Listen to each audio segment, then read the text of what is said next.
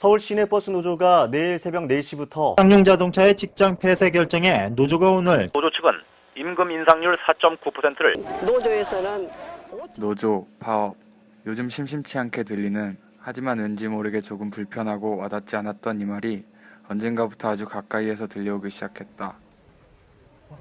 미화원도 사람이다. 인간답게 살아보자. 미화원도 사람이다. 인간답게 살아보자. 인간답게 살아보자.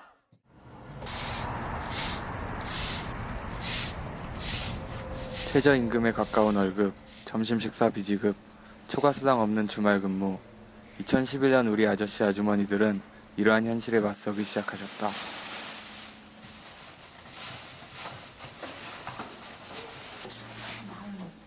그렇게 노조가 출범한 지 1년하고도 몇 개월이 지난 지금 아주머니 아저씨들께 어떤 변화가 찾아왔을까?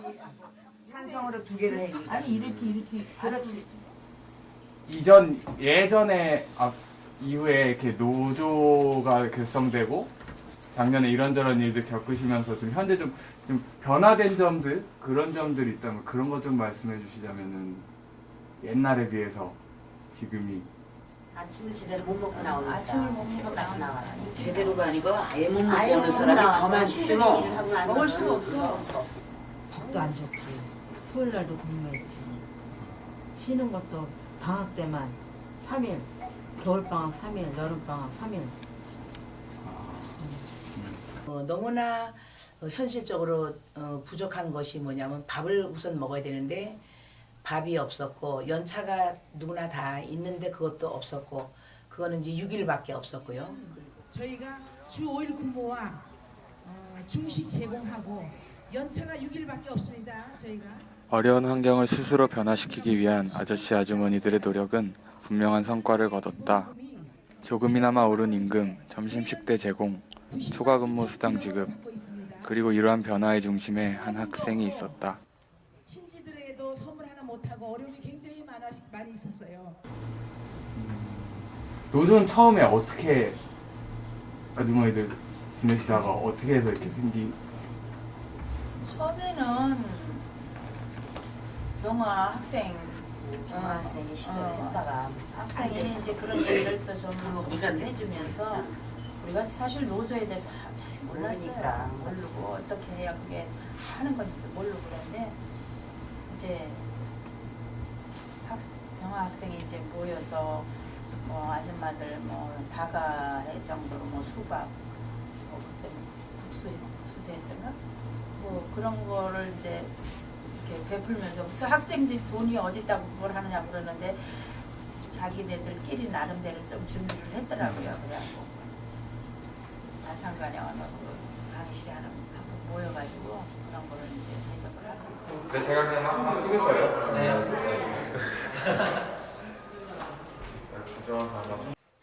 예, 일단은 저희도 그게 궁금했어요. 이렇게 정아 씨가 관심 가지게 된 계기. 어머님들이 그 점심을 드시잖아요. 예. 그 점심 그러니까 학교에서 급식비도 제대로 지원해주지 않고 그래서 학교 식당도 이용이 어려워가지고 항상 집에서 이렇게 도시락 싸가지고 오시는데 그 여름 방학 2009년도 당시. 네, 2009년도 예. 그래서 여름 방학 때는 보니까 밥이 덥다 보면 밥이 신내가 나고 그래서 그런 거 그냥 드시고 또 겨울 방학 때는 또 추우니까 밥이 완전 얼음 덩어리쯤 되더라고요. 그래서 그거 드시는 걸 보면서 뭔가 70년대도 아닌데 한참 잘못해도 잘못했다 이래서 좀 뭔가 도와드리고 싶다라는 시각에서 좀 시각했던 것 같아요. 그래서 그때는 사실 노동조합이고 뭐 아무것도 몰랐어요. 그냥 도시락이라도 좀 잘 드셨으면 좋겠다는 마음에서 시작했던 것 같아요. 그게 힘들죠. 사실 금방 될 줄 알았는데 사실 금방 되지도 않았고 학교에서 찾아가 보니까 모른지 하고 또 영업실 전화하니까 너네들이 알 바가 아닌데 왜 나서냐 이런 식으로 다그치기도 하고 그러면서 그런 격정을 겪으면서 같이 도와줬던 친구들도 좀 떠나게 돼요. 이거 너무 어려운 일이다 이러기도 하고 그래서 저도 혼자 남게 되었는데 그래도 최선의 뭐는 해보고 싶었거든요. 그래서 그 어머니들 꾸준히 만났어요. 이런 게 있고 노동조합이 있는데 같이 해보는 게 어떠신지 막 이렇게 설득을 하는데 사실 대부분의 어머님들 되게 어려워하시죠. 막 노동조합 이런 거 하면은 항상 뉴스에 나오는 것처럼 뭐 되게 안 좋은 이미지도 있었고 그런 것도 있어서 어렵기도 하고 근데 그래도 꾸준히 선택을 해서 항상 기본적이고 또 법으로도 전혀 어긋나는 일이 아닌데도 불구하고 이렇게 숨어서 몰래 다녀야 되고 겁먹고 피하는 그런 광경들을 보면서 너무 억울하기도 하고 화나기도 하더라고요. 그래서 많이 그때마다 조금씩 한 번이라도 더 하자, 한 달만 더 해보자 이런 식으로 계속 버텼던 것 같아요. 그러다가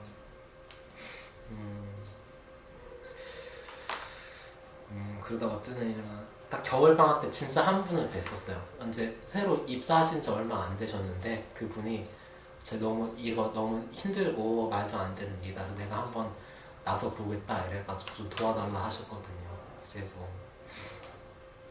그래서 그분을 만나 뵙고 겨울방학 때부터 억지로 내가 준비를 하고 그래서 그때 또 노동조합 민주노총 뭐 이런 데 주변에 사회 인권단체 다 찾아다녔거든요. 그래서 나 이런 것 좀 제발 도와달라고 하면서 한 4-5개월을 그렇게 큰 노력하다가 한 봄에 작년 4월 초쯤에 그때 노동조합부터 가입을 받았어요. 7명을 드디어. 그래서 받으면 이제 그때부터 시작이거든요. 그래서 그때부터 시작이 되니까 가려웠고 그다음에 좀 학교 관리자가 알아챌까 또 학교 바깥에서 만났거든요. 만나 뵙고 이제 가입서 받고 고생하셨습니다. 그래서 앞으로 저 열심히 할게요 인사드리고 나서 헤어졌는데 그때 너무 울컥해가지고 그냥 무조건 상가에 무조건 달려갔어요. 상가 화장실 들어가서 이제 들어가니까 그동안에 억울했던 심정이랑 아 정말 되는구나 내가 이분들께 좀 인정받았다구나 이런 생각이 들면서 근데 너무 긴장이 풀려져가지고 땅바닥에 앉아가지고 펑펑 울었거든요. 진짜 너무 많이 울어서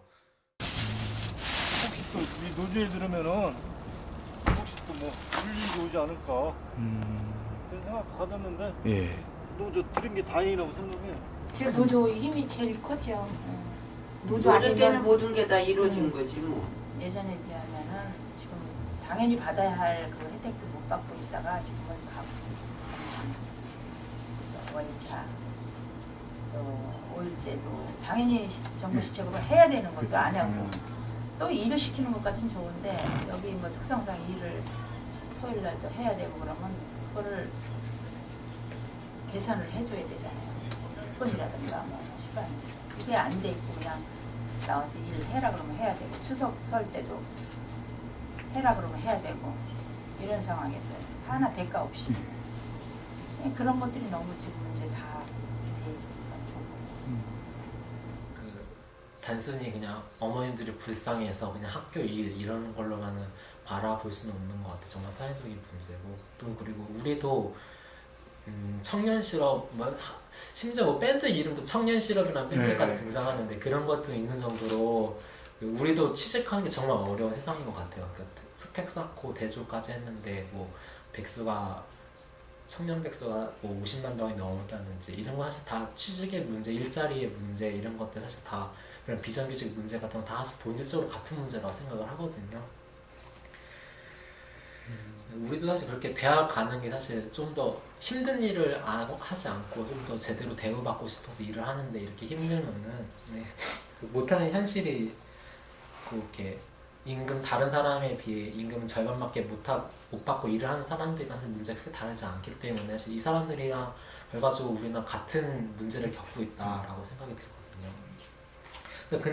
그래서 이런 문제 해결하게 되려면은 관심을 가져야 되는데 그래서 너무 먼 곳부터 생각하진 않고 학교 안에서 진짜 항상 마주칠 수 있는 어머님들, 조합원분들 이런 분들의 노동 환경에 대해서 잘 알아야 된다고 생각을 해요. 현재의 변화를 이뤄낸 청소 노동자분들 그리고 그 중심에 섰던 병화씨 모두 우리 바로 옆에서 살아가고 있는 사람들이었다.